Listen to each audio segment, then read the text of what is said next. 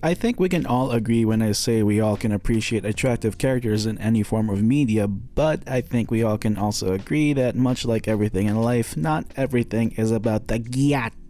Certainly leaves an impression though. And if you're one of the 3 people who voted hot character in this poll I made, it's okay, I understand. I like hot characters too, but come back to the light. Don't let the gooner control you. Buckle up, there's a lot to cover in this video. So recently, I've been asking myself what makes a good character design. Well, I've been doing art as a hobby for 2 years. I personally, to be very honest, don't know too much about what makes good character design. All my smooth and unwrinkled brain can really think of is, if it looks cool, it's good design. And hey, if the character looks hot, that's a bonus. I was fairly sure I wasn't the only one on the same boat and decided to make a poll and ask the audience what they believe dictates good character design, letting them pick between attractiveness, recognizability, is that a word? Backstory, and personality/relatability. But for some reason, there was this itching feeling at the back of my mind saying those can't be the only things that dictate good character design. Take a shot every time I say good character design. In order to find out what makes a well-designed character, got you there, I scoured YouTube and watched a few videos from a handful of artists as well as looked up the topic online and researched as best as I could. And they all pretty much agree on and talk about the same thing. Also, don't come at me if some of this information is wrong. I am by no means a professional, so if any of you are and want to point something out, feel free to actually me, okay? Eventually, the question went from what makes good character design to what makes a memorable character.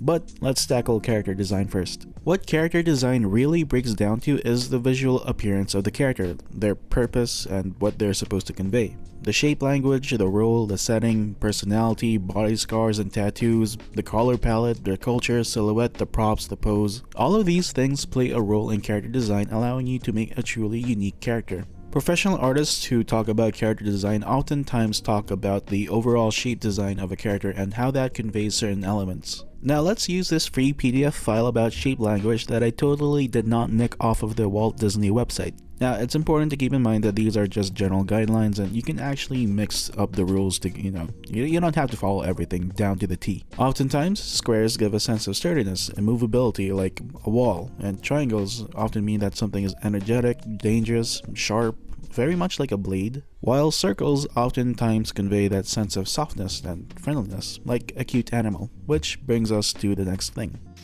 Identify this Pokemon. This is gonna be a breeze for me. It's a Voltorb. And the answer is a Jigglypuff seen from above. Another thing that professional artists emphasize is the silhouette of a character. Some of the most iconic characters in media are easily recognizable just by their silhouette alone. Think of, you know what, to prove a point, I found the silhouette challenge, and here's how I fared. That's Piccolo from Dragon Ball Z, very easy. That is Naruto, I believe. He doesn't have the duck butt hairstyle. Astro Boy, very easy.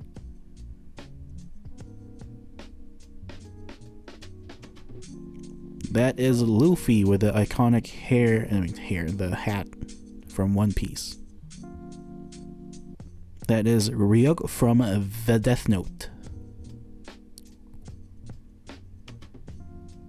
That is Sailor Moon. Come on, man. There's more than one Sailor Moon?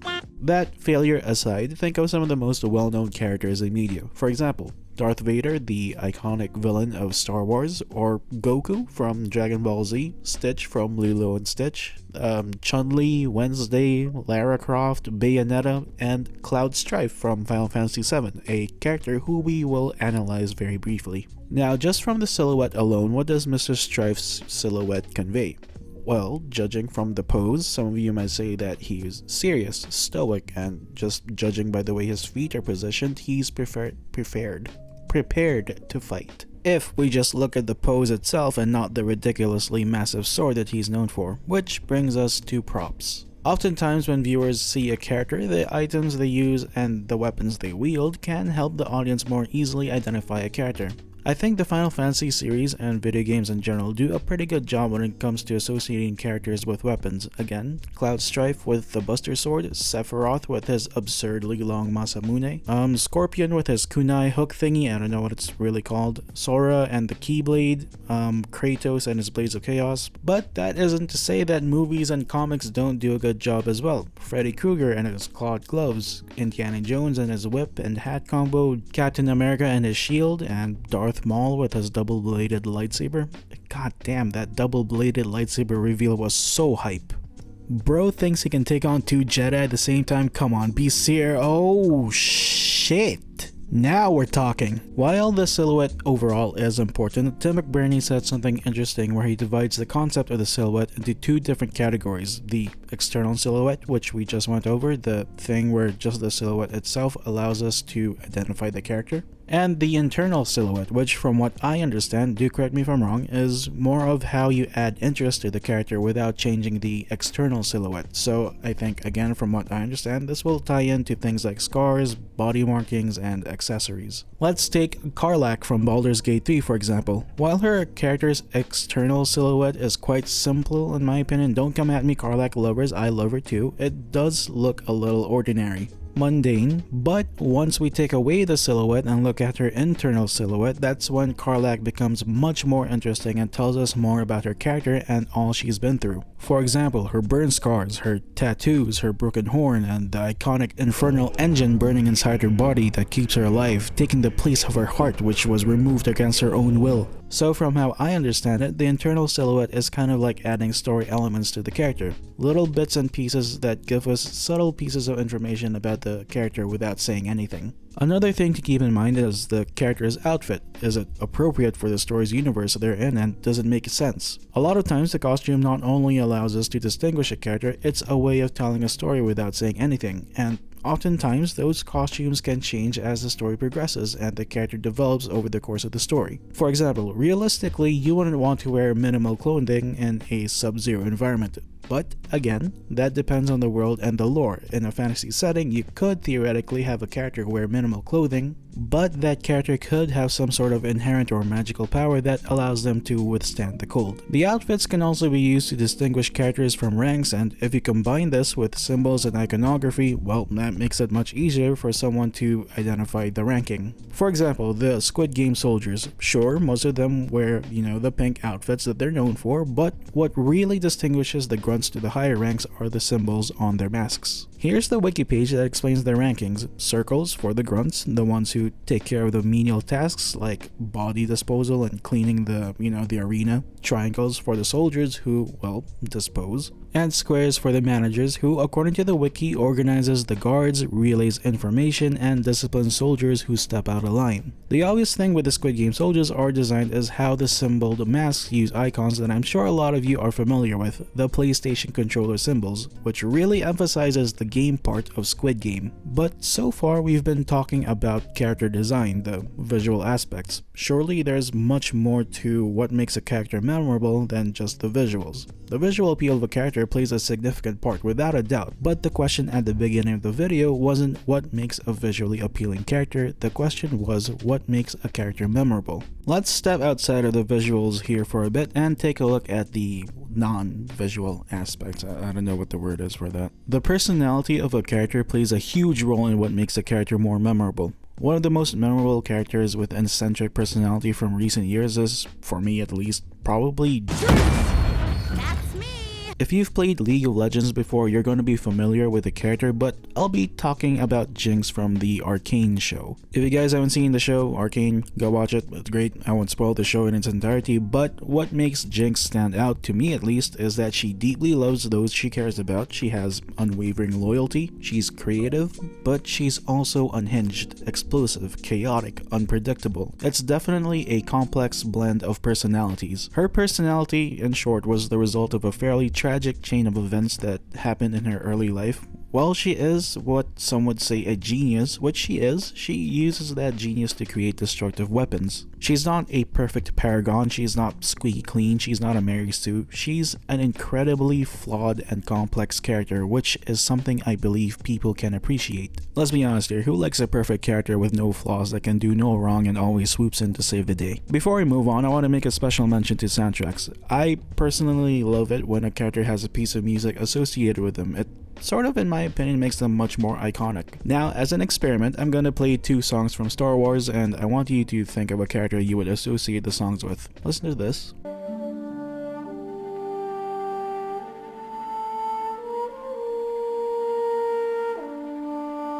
And this.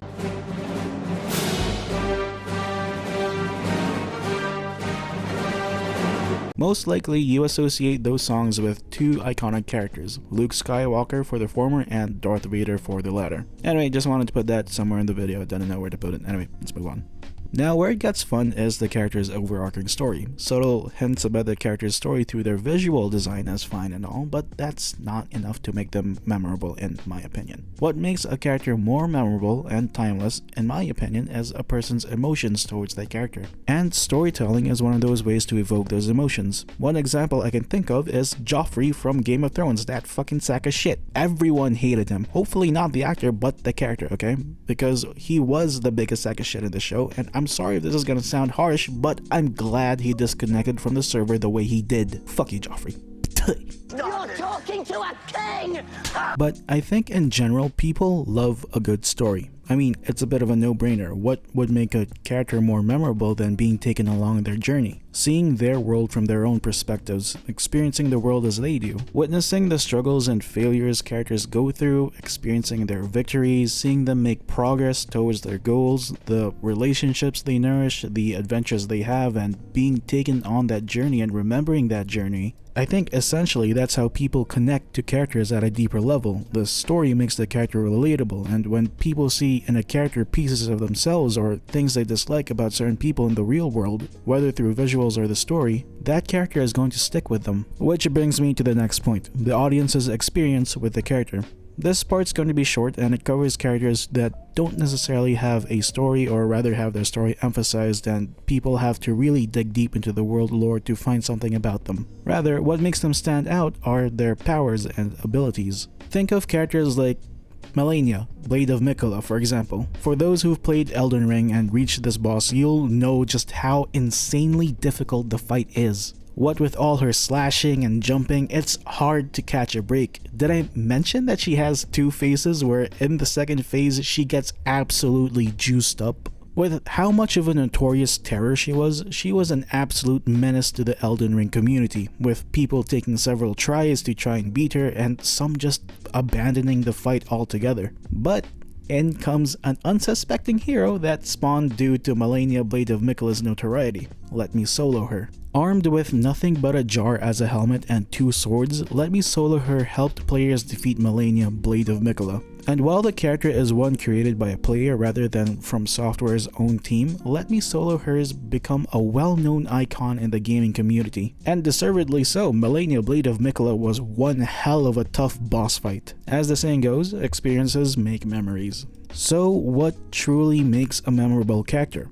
Well, it really varies from character to character and person to person. Different people like different things. People read books, watch movies and shows, play video games, consume art, draw. All mediums that are perfect places for characters to thrive in. I covered several basic aspects of what makes a character memorable. Visual design, their personality, their story, their skills and abilities. And to answer the question, I kind of told you the answer already at the beginning of the video. It's the impression a character leaves on a person. Hell, people remember bad character designs too, and you know, they can be somewhat memorable as well, like the Concord characters. While the concept for the characters were absolutely fine, I think they were interesting, something was lost in communication which resulted in something, well, tragic. Characters can be remembered for their powers and abilities in games and how much they're a menace to deal with. Characters can be remembered for being a vehicle for a larger, grand story, allowing the audience to have a more immersive experience. There are many reasons for why a character is remembered, and every character will be remembered for different reasons by different people. And it's the impression they leave on a person that ultimately makes them memorable. Anyway, that's it for the video. Let me know your thoughts down below. If you can't think of a comment your favorite character and why you remember them. Anyway, keep it civil. See ya.